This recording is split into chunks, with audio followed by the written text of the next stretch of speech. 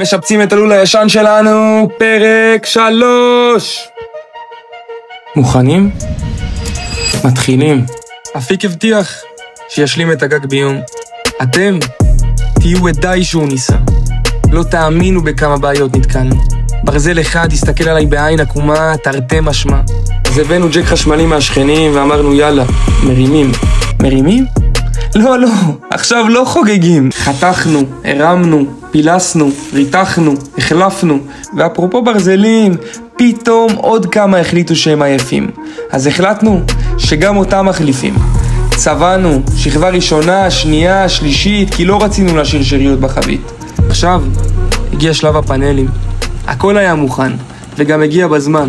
אבל נהג המנוף המבולבל, טעות של רגע שלטה לנו ב3 שבועות ו7 פאנלים. אבל כל הקווה לטובה. ובסוף השלמנו את הגג. בלי דדליין של יום אחד, למדנו שעבודה מקצועית לוקחת זמן, ועכשיו אנחנו חכמים יותר. אנחנו מוכנים להתחיל לבנות את המתחם. ולא, אנחנו לא נגדל פה תרנגולות. אנחנו נעשה פה משהו שלא עשו דורות. עקבו אחרינו לפרק הבא כדי לגלות.